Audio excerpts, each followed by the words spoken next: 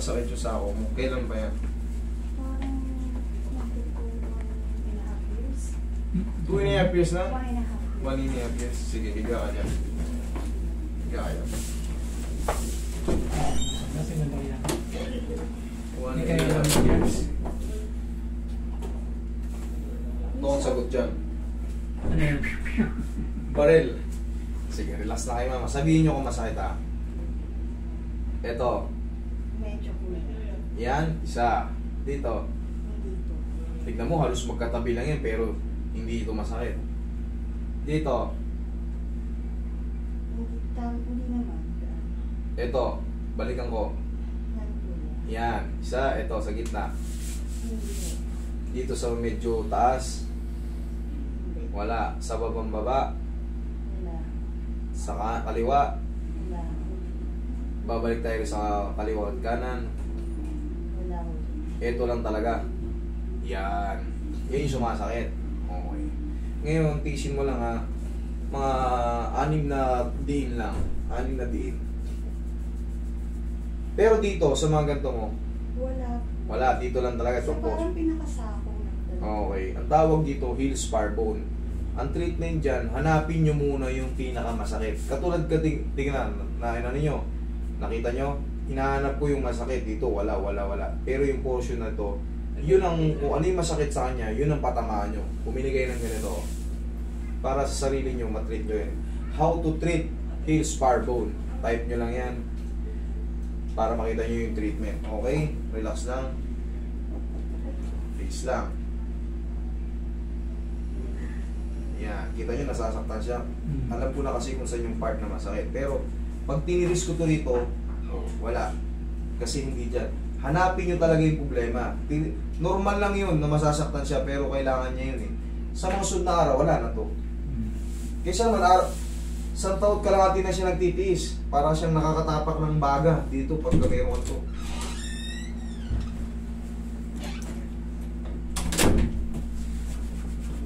Pag tinitiris nyo, kahit mga nakakalahati na kayo, kiskisin nyo muna para hindi sobrang uminda yung pasyente nyo. O, last 2 na lang.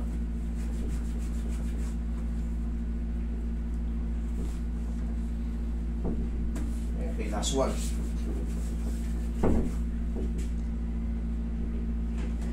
Okay.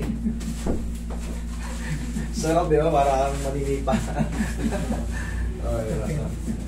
Huwag mo lalabanan, mama. Yan, lamputan mo lang. Isa pa, lamputan mo lang.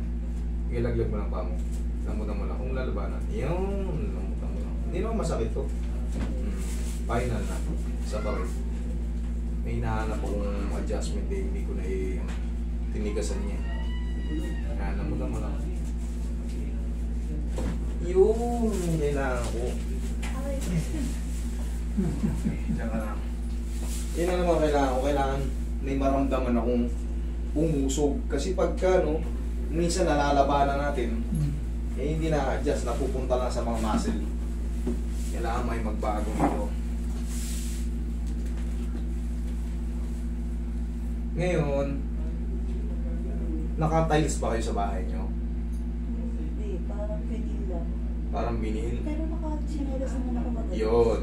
Huwag kang magpapaa.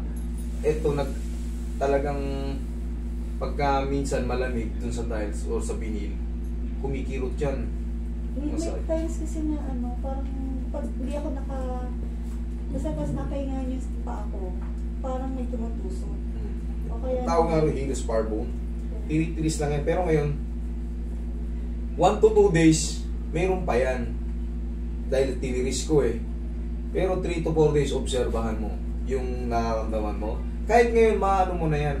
Mas mararamdaman mo na mas maganda na siya. Hindi na siya yung katulad kanina na pag ginaganyan mo, masakit talaga. Kailangan na tirisin yan.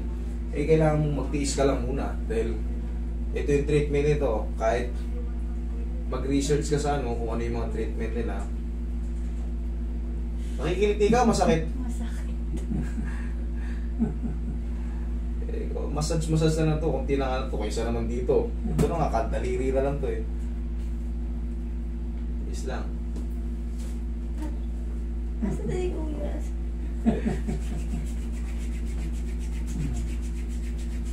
Daliri na lang yun, masas na lang. Aray, kuya, masakit kuya.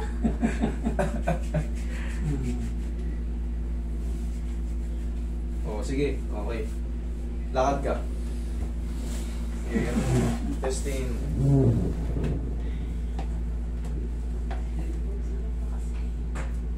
Sige, lakad ka. Ano mo, sa parang ko yan. Suot mo yan? Suot mo. Yan. Malaman mo kung ano. Ayusin mo. Kasi magpaka na lang, tingnan mo. Check mo, nakapa. Oh. Ngayon, oh, ano mas maganda ngayon? Pag ano siya, pag nalibigin ako tayo dito sa part na Ito nga kailangan tinitingnan talaga yun. Akala natin nasasaktan tayo. Akala natin hindi tayo matitreatment. Pero ito talaga. Kaya nga,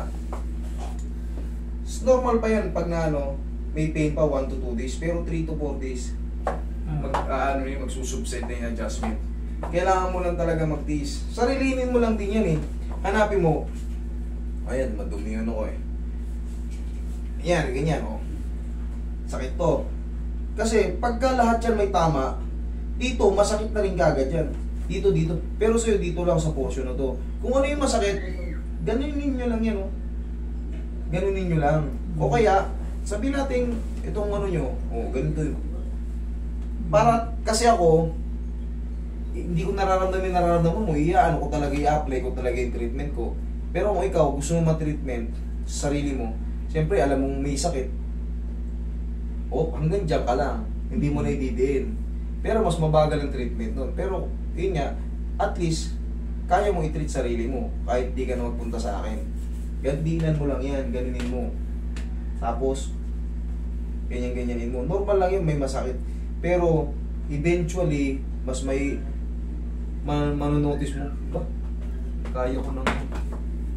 Yun lang. Okay? Alin pa? Yun lang kuya. Kahit may... Normal lang talaga to. Kailangan kasi hanapin yung masakit. Pag nahanap yung masakit, dun siya kasi, dun din kasi kayo matitreatment.